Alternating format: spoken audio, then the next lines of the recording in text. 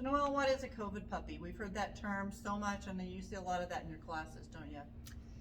You know, It doesn't mean the puppy has COVID. no, it doesn't. Basically what it means is during the time when we were all sent home, Quarantine.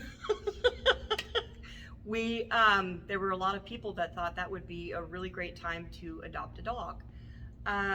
What they failed to realize is that dogs have certain socialization needs. They gotta be interactive with other people and other dogs, right? They do. Yeah. They really do. And so some people didn't do anything with their dogs for that first year that they had them. They just cuddled on the couch. They just cuddled on the couch and thinking that, you know, the dog's gonna be just fine and dandy. And the problems that have come out of that are separation anxiety, because they were spending 24/7 with their dog, never crating them, never leaving them. So the dog never learned to adapt or to be alone by itself. So there's some adverse consequences to just, I love to hang out on the couch with my dog. Oh, I do too. I love to hang out, and my bedroom is like our sanctuary. We all get bundled up in blankets, and you know, I throw on a movie or something at night, and I love to just hang out with my dogs. But if you do that 24/7, yep, which you probably should not do. Right. Right. There may be something else going on if you're doing that all the time. Right, exactly. So exactly. You got to get out. Yeah, you got to get out. Dogs are what they call situational learners, and what that means is your dog has to be put in multiple situations for them to understand that their behavior applies everywhere that they go. And so you can't train a dog just at home and expect them to behave that way at the vet's office or at your friend's house or other places. So when people were not able to get out with their dogs and take them to stores or to training facilities or out to parks and interact with other dogs and other people, and there's a learning time frame, especially for a new puppy, correct? There is. Dogs are not,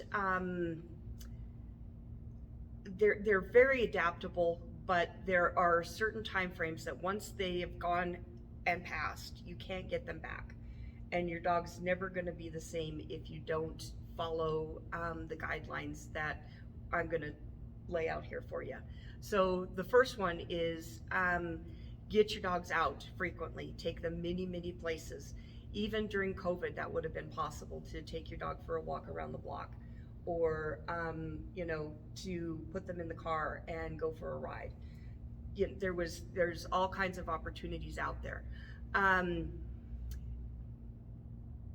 So that's really important. The more places your dog frequents, the more things that they see, the more things they get to sniff and discover, the better adaptable, or the more adaptable they'll be, and the better adjusted they'll be. Right, and we talk about that in some of our other videos, which we'll drop in the links here as well, that you might want to go watch about getting your dog out and socializing them. Right, exactly. So it's the socialization part that's really hard.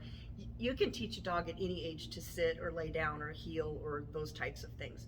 What you can't teach during the later years are how to be open to new experiences. Yeah. And that only happens during that important first year. So getting your puppy into some type of a class, even if it's online and you're doing classes and they give you homework and that kind of thing, is better than just sitting on the couch cuddling. And they have to have some brain stimulation. They have to have brain stimulation, otherwise they create their own problems. What I mean by that is if your dog's not getting enough stimulation physically and mentally, then they come up with their own jobs, and that may look like excavating in the backyard, redecorating the house, interior decorating, remodeling. Sometimes, you know, they may decide that the doggy door would be perfect right here in this wall. So there's all kinds of little things that they're gonna well, get and into. certain breeds are more prone to that than others, and if you have a mixed breed, be aware of what kind of breeds that you have mixed. Yes. So that you can know what to expect, because Yes. some of them can be quite destructive if they're not redirected properly. Right. So if you happen to have a COVID puppy and maybe you weren't aware of these facts and you didn't get your dog out and do much with them, my suggestion would be to go back and treat them like they were a brand new puppy and introduce them to things very slowly. And as your puppy or your dog is being brave, they're going to reach out with their nose and they're going to give it a sniff. So every time you see them reaching out and trying to sniff something, that's an attempt at bravery. And that's when you want to get in there and really praise your puppy and tell them how amazing they are and how brave they are. Take really high value treats with you when you go places. So if there's something that's really startling or very scary, sometimes a high value treat can overcome that fear. And I would put treats like leading up to whatever the scary thing is or around it. And I would encourage my dog just simply to lean forward. And once I got that lean forward, I would give my puppy a treat, praise them, and see if we can get a little bit closer each time we do it. I do that with my dogs anyway. I let them sniff. If a box comes in the mail and they've barked at the UPS guy, I bring it in and let them put it on the floor and let them smell it. It's a really good idea to just do that. Yes, it is. You had a really cool word the other day, and I think you read it somewhere. I stole it from a book called The Forever Dog by Karen Becker. Yeah. Go on a sniffari. A sniffari. Yeah, that's what she called it, a sniffari. I think that is absolutely fantastic. So what you would do on a sniffari is you would take your dog for a walk and just have a handful of treats and toss them into the grass and let your dog sniff and get to the treats. If you come across something new and exciting, go over and interact with it, play with it, talk to it, pet it, touch it. If you're willing to do that and you're not killed and eaten, then your dog's going to be like, okay, I'll go up. Okay, and say yeah. hi to it. Right. Oh, that might be all right. It might be okay after all. Yeah. Yeah. So, so a COVID puppy is not. It doesn't mean that they're permanently damaged, but it's hard to reverse some of those things, and you probably really need to get some help. You do. You need professional help. You need professional help. You may need more professional help than you think. Yeah, finding a good dog trainer who can help your dog overcome the things that they're a little more reactive to or fearful of. Right. You're going to need someone who's very patient and who is kind with the dog and doesn't force the dog to do anything that they're not ready to do. And you've had several people come to your classes because they've had, and what is happening, I'm just going to back up a second here, is because people did get dogs during COVID and then they didn't socialize them or train them like they should have, then the dogs are ending up back in shelters. Exactly. Because they don't know what to do with them. So please don't do that. If you do have a dog like that, call Noelle. Yes. Look at her website, get her phone number, send her an email or a text.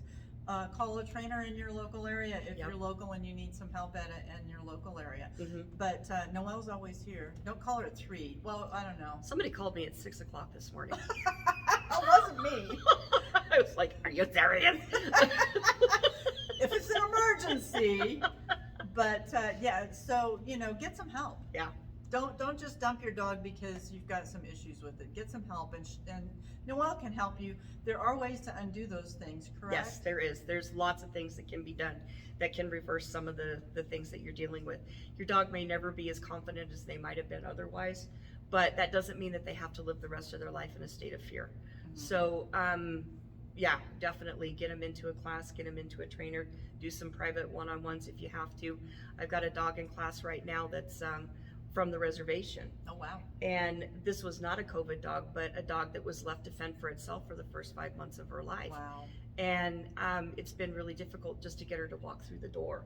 And because it's so foreign. It's like completely foreign. Yeah, and there's so many strange smells and stuff in here.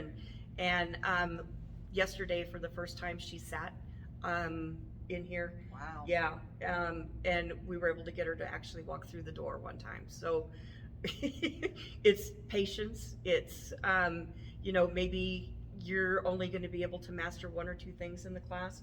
Take it again and take it again and take it again until your dog gets better and better and better. I've done that in the past. When I first got my little border collie Lucy, I think we took Noelle's class 3 times because she was like that. She was abandoned at a landfill. Now she was a super smart little dog.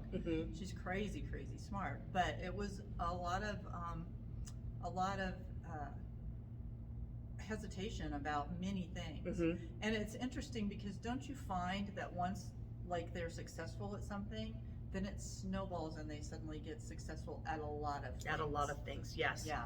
Yep, it's just those first 1 or 2 things, that conquering that fear, and then it's kind of like they get a super dog cape.